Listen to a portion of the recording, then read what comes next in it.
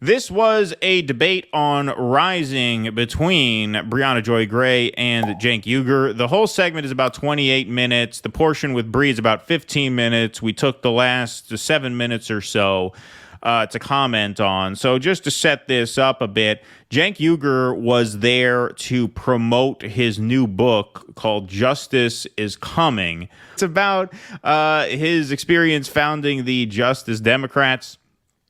And the premise of Justice Democrats, which is that there's going to be this progressive takeover of the Democratic Party, and that not only will the party love it, but the country can't wait for the progressive agenda to arrive through insurgent primary campaigns inside the Democratic Party. And he lays out a sort of blueprint for that vision. Now, keep in mind, he's been hawking this book for the past couple of years. Okay. He mentioned he was working on this book a very long time ago, and now it's just getting set to come out, and so he's on a little press tour. But Briahna Joy Gray challenged him in the sense that she said, well, you know, it's been said by a lot of people that TYT has recently not lived up to the premise of even the Justice Democrats' ethos. Because people have accused them of selling out and sort of becoming just more, you know, an arm of the Democratic Party come general election season. They've lost their teeth as, you know, insurgents and stuff like that. So she's sort of challenging not just the premise of the book, not even so much the premise of the book, but whether or not Cenk has remained loyal to the ethos of the book. So that's where we pick up here. So let's take a listen. And this is, you know, there's about 7 minutes here, so we'll obviously stop and start as we go.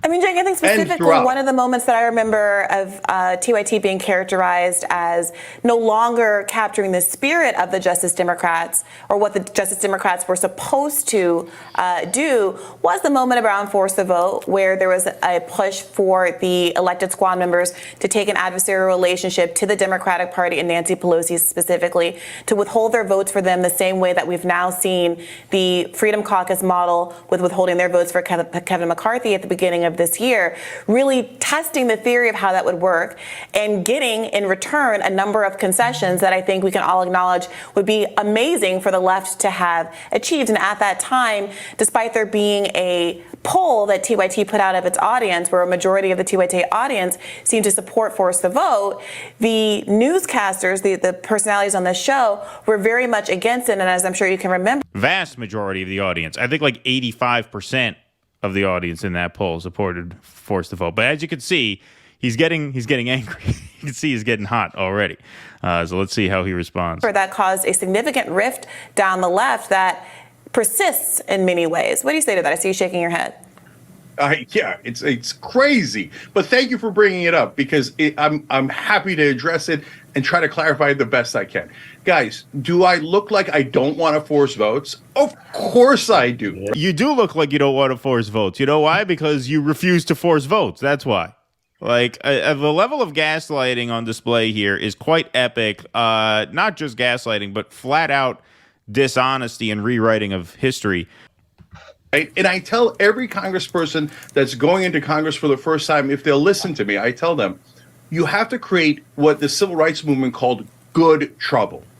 Now, that doesn't mean you go in wildly and flailing around doing impractical things, but it means you come up with a coordinated strategy, you then create good trouble, and then you put a spotlight on an issue where you are on the winning end of it, popularity-wise. So, for example, one of the things we did with Justice Democrats is as soon as AOC won, we did a sit-in Nancy Pelosi's office. That put Green New Deal on the map. That put Sunrise Movement on the map. And in a lot of ways, it reinforced Justice Democrats being on. Okay, well, first of all, Sunrise Movement was very quick to sell out as soon as they realized that they had to in order to keep donations coming in. Number two, our friend Kit, who's in the chat here, by the way, shout out to Kit Cabello and Harlan's Media. He was on the Post-Duopoly show with CJ and myself last night.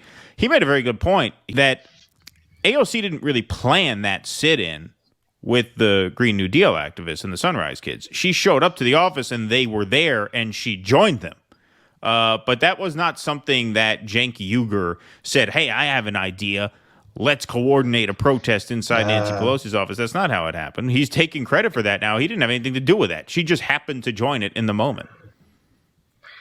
I mean, I took it as the royal we. You mean like AOC?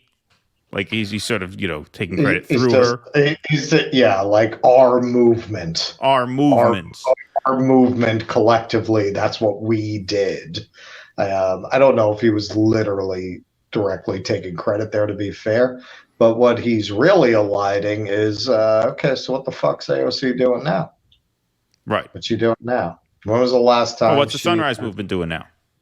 Yeah, what are they doing? What are any of these people doing now? If anything, all the people you're naming are an argument against the tactic you're advocating. Exactly. On the map. I want you to take those kind of actions, but you have to actually use your mind and independent judgment as to which action to take. So force a vote. Jimmy comes to me. Back then, we're still friends and allies. And I go, oh, look, it sounds like a pretty good idea. Okay, I definitely want to do something where we're forcing action, right?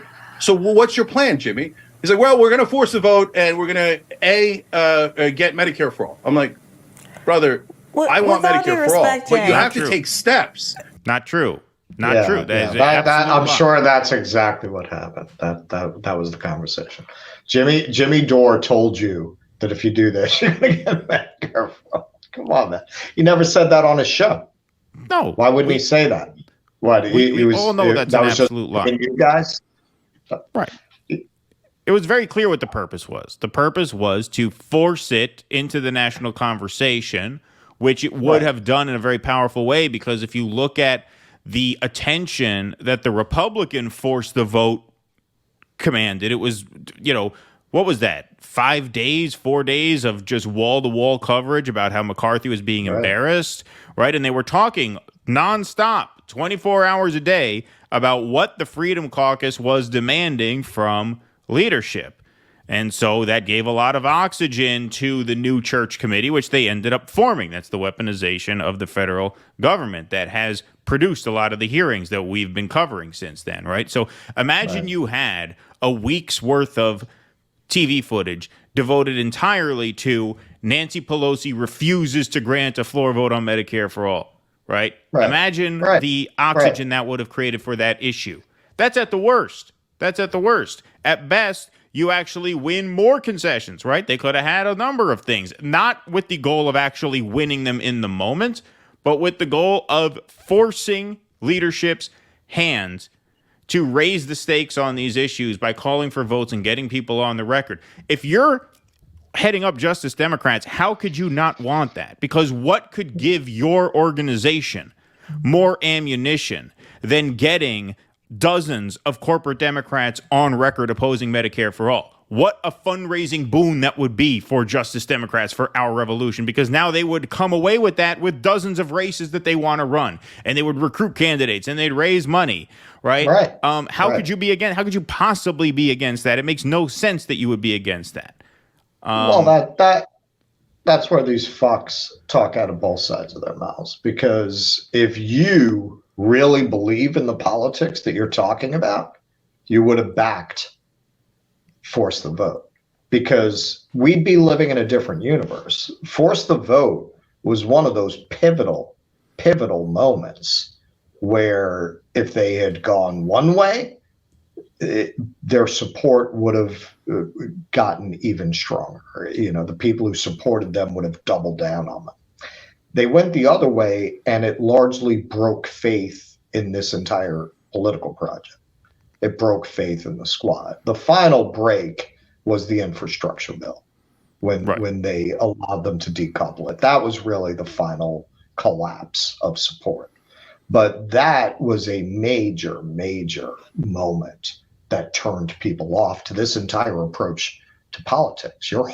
You yourself helped to burn down the approach that you're talking about right now, because you showed people in that moment that you're full of shit. The people you advocate for are full of shit. The people that you've helped get in office are full of shit. So nobody will listen to you now. And he in the end, he knows that. He has no good answer for it. That's why he has to turn this whole segment into a litigation of Jimmy Dore's character, which, by the way, he's doing a great Jordan impression here, because I had no idea how infected with Jimmy Dore derangement syndrome this prick is. But Jesus fucking Christ, man. Because look, Cenk, we call out the untalented, but we'll acknowledge talent where it's present.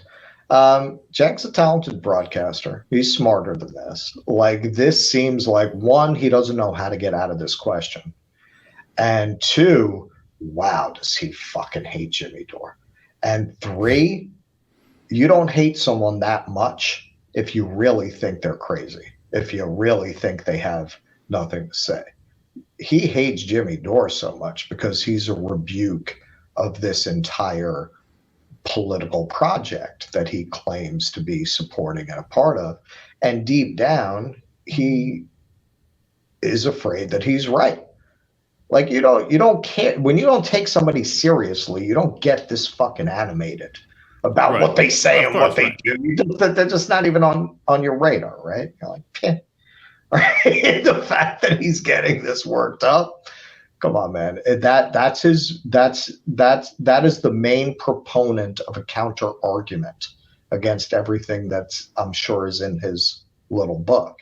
And if you look at how he responded to it when given the opportunity, he has no response. He really has no response to Jimmy Dore's argument other than ad hominem attacks. Right. Yeah, indeed. And it goes on. You have to take steps. If you go straight to Medicare for all, you have a 0% chance of it passing, and you're going to waste the power and the leverage. And who are you going to get as Speaker of the House? And he's like, I don't know. That's your strategy? No, I'm not going to agree with a moron who has no strategy, no plan, not at all practical. We could have forced a vote on $15 minimum wage, and we could have won that vote. Okay, so that is just obviously a barrage of lies, from Jimmy said we were going to get Medicare for all. No, we didn't. To you're going to waste the leverage. No, you wouldn't. To this last one here, which is $15 minimum wage. We could have won that. What are you talking about? First of all, he's just pulling that out of his prodigious ass. Well, it's not. It's worse than that. Because forced the vote was in January of 2021, and we were talking about forcing the vote for House Speaker. We were talking about forcing the direction of the Democratic House of Representatives, not the Senate. So if you recall, and in case you don't recall, I brought a receipt for this, Democrats passed the $15 minimum wage bill through the House in July 2019. If you look, that's the date at the very bottom of that headline. The Democratic House already passed the minimum wage at the time that forced the vote was being litigated. So when he says, we could have got a $15 minimum wage, hey, schmuck, the House already passed the $15 minimum wage. The House went on to pass the $15 minimum wage through the Build Back Better bill later that year. We lost the $15 minimum wage because the Democrats in the Senate allowed the parliamentarian to block it. That had nothing whatsoever to do with force the vote. So why would you force a vote on a $15 minimum wage bill when here, 2 years prior, there's Nancy Pelosi touting the House passage of the $15 minimum wage bill? And I believe he knows that. He's counting on the fact. He's counting on the hope that a lot of people watching that don't know that. Which brings us to, does he actually believe in the politics he's advocating, which we talked about this before. I got the impression that he does, but to even believe what he claims he believes, you have to delude yourself. I think he's lying, but I also think he believes in his overall premise that this is the way you do it. But it's also a lot more convenient to believe that premise than it is to go in the Jimmy Dore direction. You make a lot of enemies that way. This way, you get to have it both ways. You get to be an ineffectual guy with a show, rather than somebody with a message that's actually challenging to people in the establishment and authority. He says several times in this conversation with Briahna, about, do I seem like a guy who supports the establishment? you seem like a guy that the establishment uses to pretend that there's a point to participating in their game. That's what you see. Well, exactly.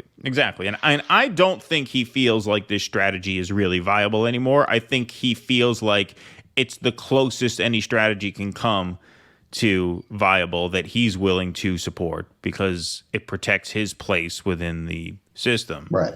And so he has to try and gaslight people into buying into it because the alternative would be to do something more radical, which would, of course, jeopardize his place within that media world. So we got more. Let's keep going. Instead, the force of vote, we're like, yeah, well, you didn't do what I wanted. Okay, then I'm out. I'm not going to help you guys actually get the bills that we all want. Oh, come on, man, grow up.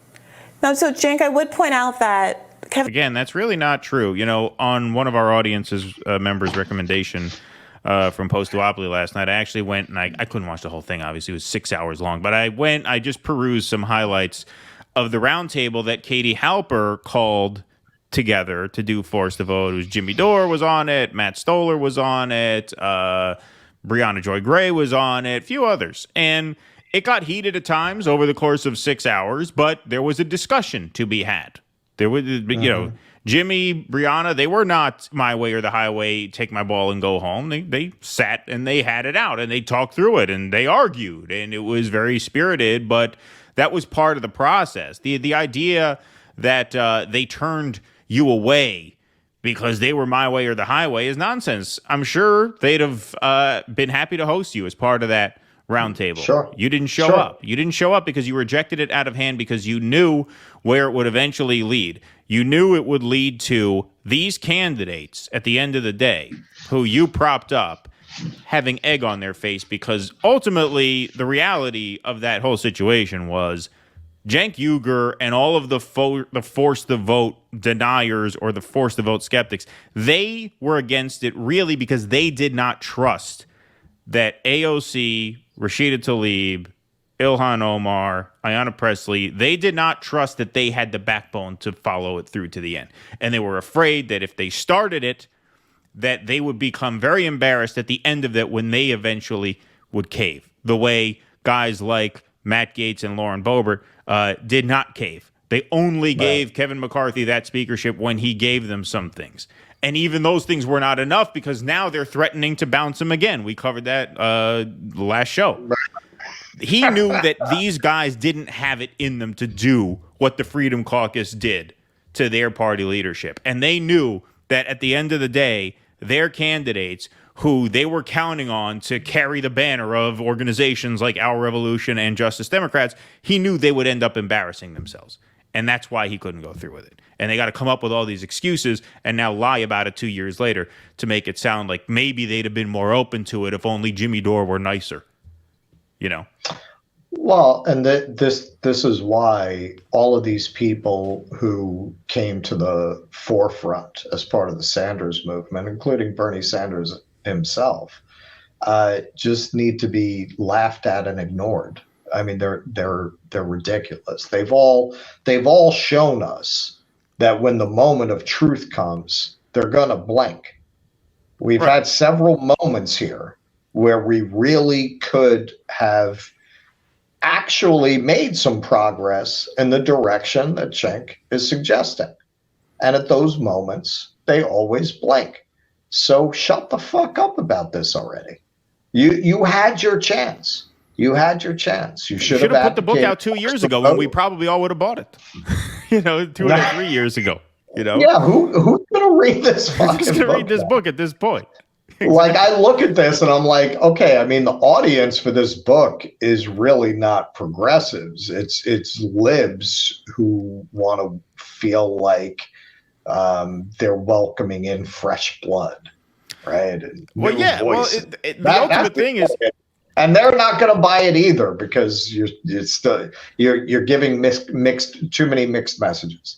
You're not going to be able to sell this to the Michelle Obama autobiography crowd. Especially since the Michelle Obama autobiography crowd can buy Ryan Grimm's book instead, because Ryan Grimm has a book on the Squad coming out now at the same time as his book. So why would these people read a bullshit book by a lousy writer like Cenk Uygur when they could read a bullshit book by a talented writer like Ryan Grimm? I mean, Ryan Grimm's a much better writer than Cenk Uygur. So if you were going to read this bullshit book and you had the good version of the bullshit book by Ryan Grimm and, you know, the high school writing level version by Cenk Uygur, why would you read Cenk's book? It's funny how they're both going out at the same time, both a few years too late. Well, and not only that, in terms of what I'm saying, Ryan Grimm's book has a lot more appeal to that crowd because all of the Squad have been defanged. And they've all kind of been rehabilitated to lesser and greater extents for the MSNBC crowd. So that really fulfills that, yeah, see, we're making progress. Look at all these diverse women of color we're empowering, and they all call Nancy Pelosi Mama Bear. So they're not a rebuke of my basic politics like I thought they were. They're actually one of us. There's nothing those people like more than a convert. Yeah, no, indeed. Indeed. McCarthy is still Speaker of the House.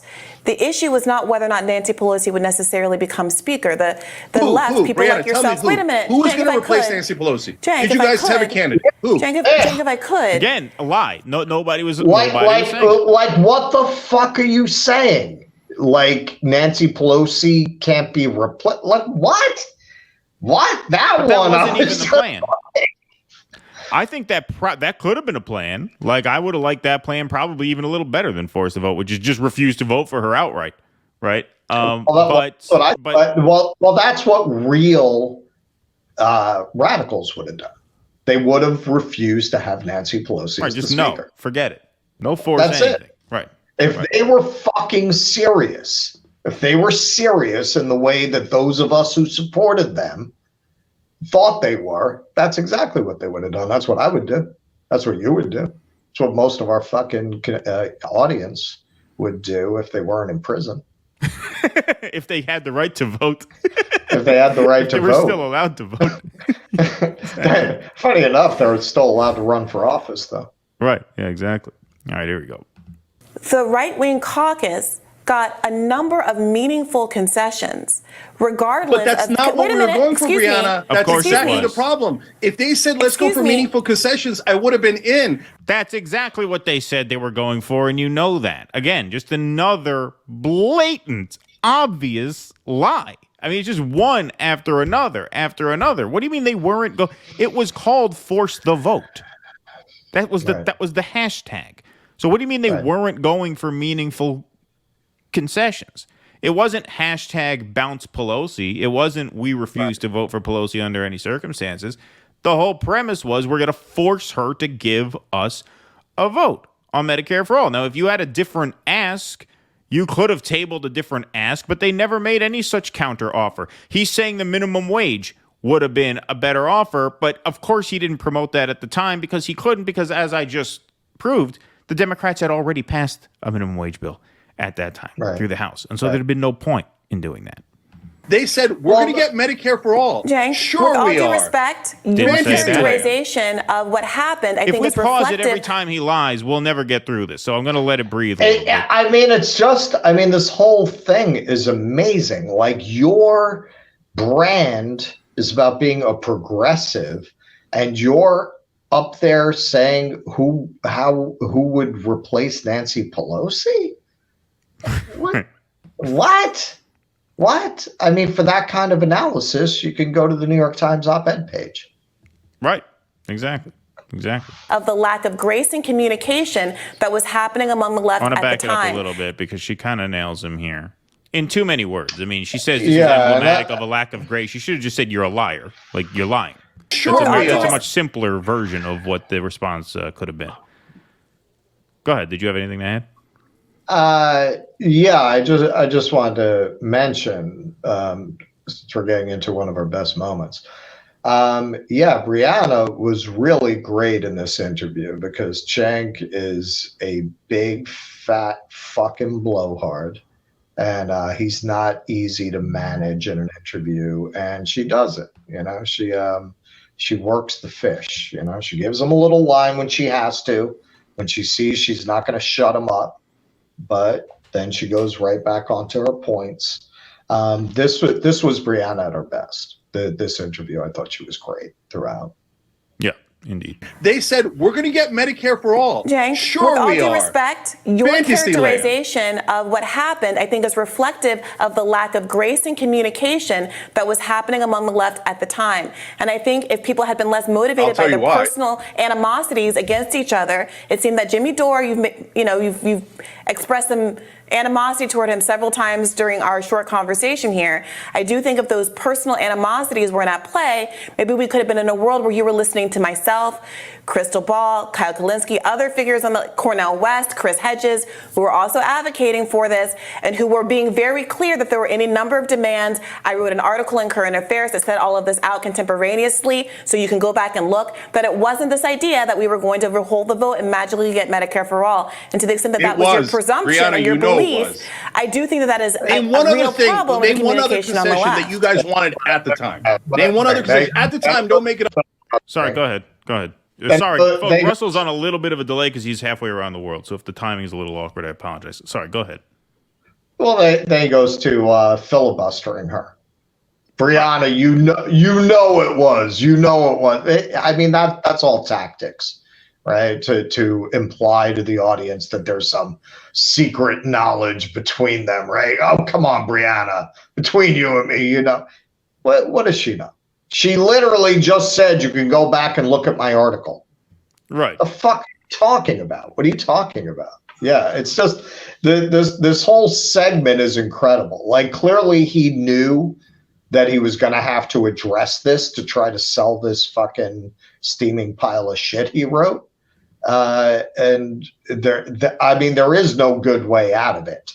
But you would think he could have come up with something better than this.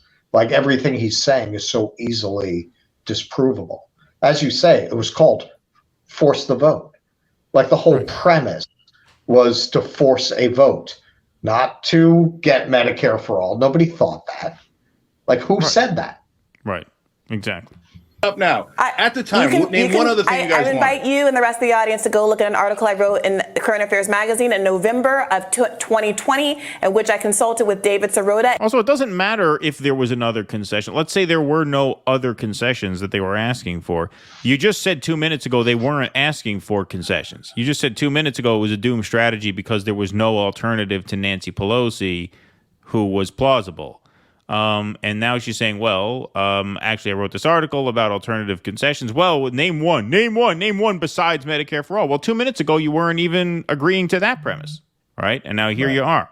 And included a list of subsequent ancillary demands that he had written up in his own publication. And I linked to them and say that these are also important. The important thing is that we need to demand something in exchange for our votes. But we don't need to rehash that. Go ahead. I'll give you the last. No, I need to say one last thing, Briahna.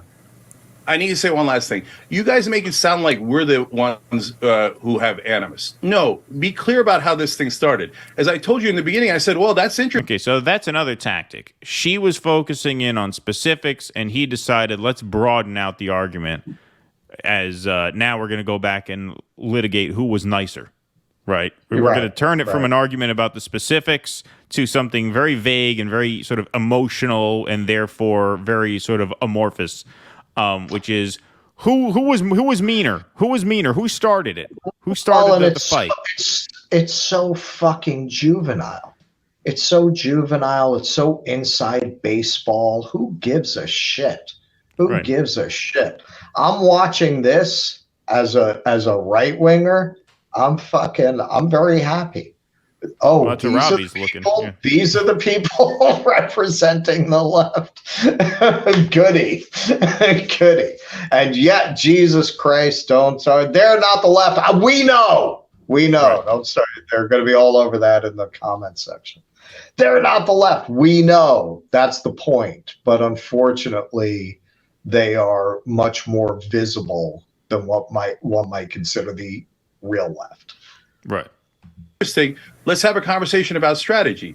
And the minute I said, let's have a conversation about strategy, Jimmy said that we were taking money from the CIA and Nancy Pelosi. You just mentioned David Sirota. He also attacked David Sirota. He also attacked Amy Goodman from Democracy Now! and insinuated she was working with the CIA. So then I thought, well, no, I'm not going to work with a lunatic who thinks that Amy Goodman might be working. Now, look, I don't know what he's talking about. I don't know when Jimmy accused him of working for the CIA.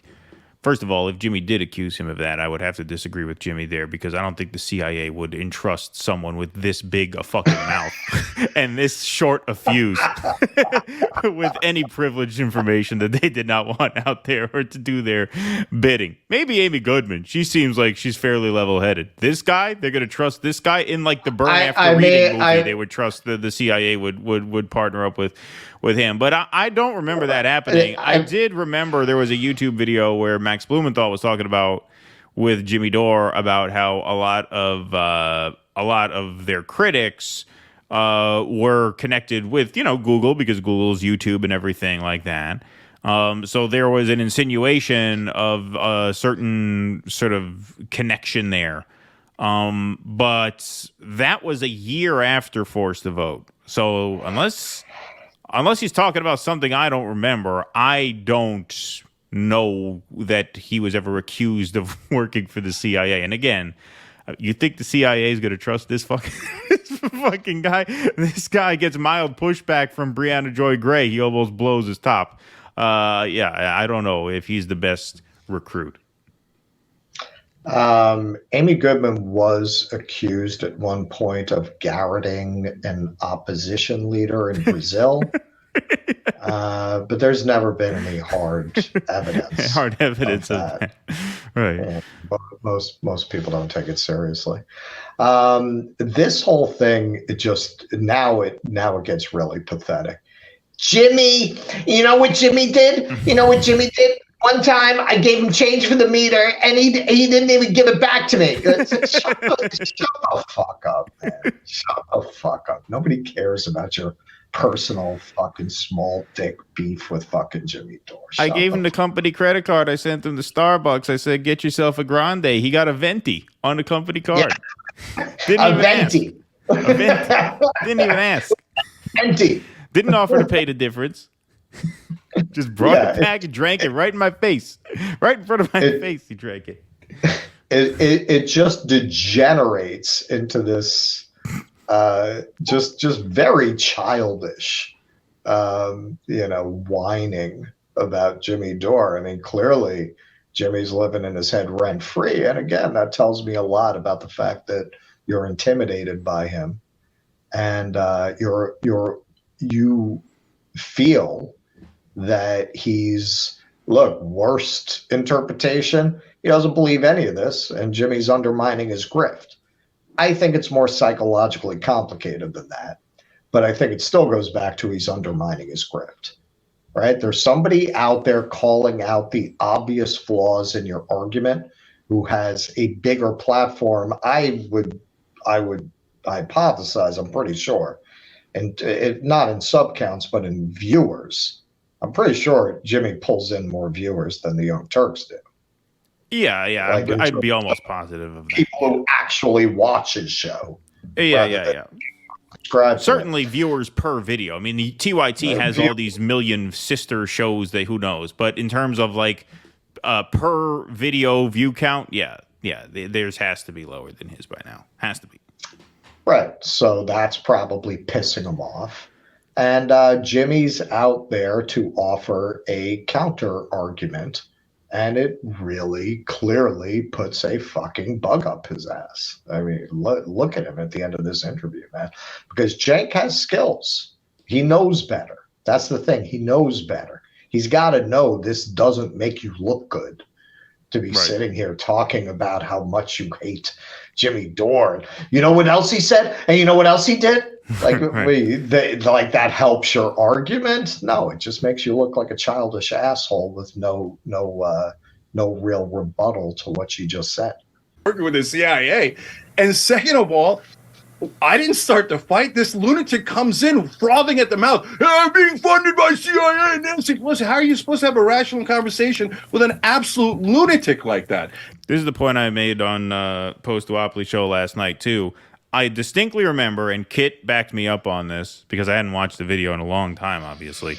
But I distinctly remember when Jimmy came up with the forced to vote idea, he specifically said that he was willing to bury the hatchet and let bygones be bygones with anyone who joined him on this. He said, past conflicts will be water under the bridge if we unite on this issue.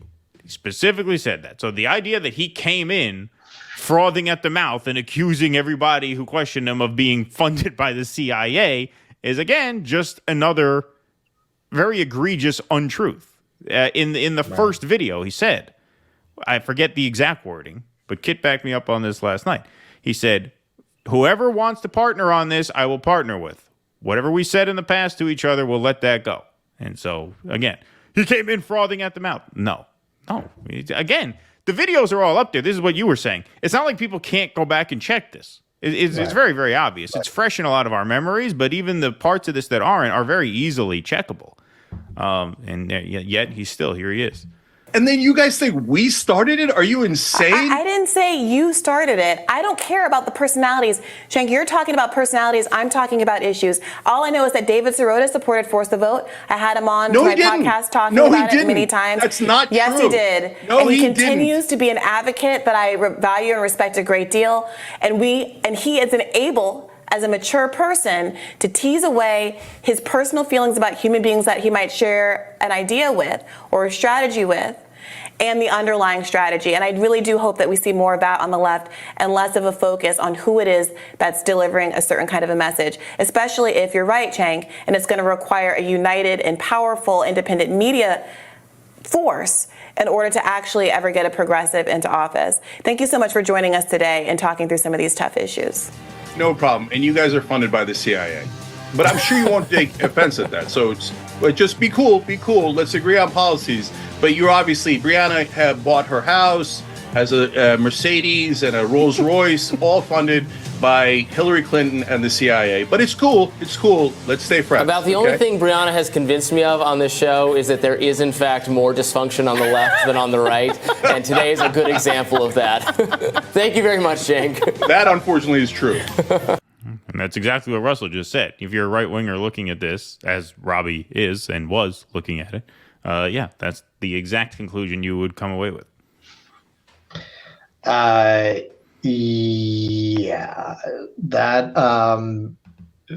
end was just pathetic. Well, what if I called you a CIA plant? Would you be friends with me? Would you be cool with that? Come on, man. What a fucking childish asshole. This is why they have to put Anna out front. She, I would think, I don't even know what she advocates at this point, but I would think she would have handled herself in that interview a little bit better than he did. Yes, I imagine that's true. And honestly, now that you mention her, I don't recall where she stood in any of that. I don't remember her injecting herself into that debate very much, but I could be wrong. I just don't have a memory. I mean, at this point, she's kind of the face of the network, right? Like, he goes on, but not as much as she does. Isn't she more like the central host at this point? I have no idea because I do not watch. No, so neither really. But whenever a Young Turk story comes up, it's usually she's taking the lead in the video. All right. Yeah. That's where I'm getting that impression. I guess so. I guess that makes sense. Yes. I haven't sat down and watched the Young Turks for non-work purposes in fucking years. Couldn't tell you the last time. I don't watch any of this shit for non-work purposes anymore. It's all work now. It's all a write-off now. I listen to music for non-work purposes now. That's about it. Please clap.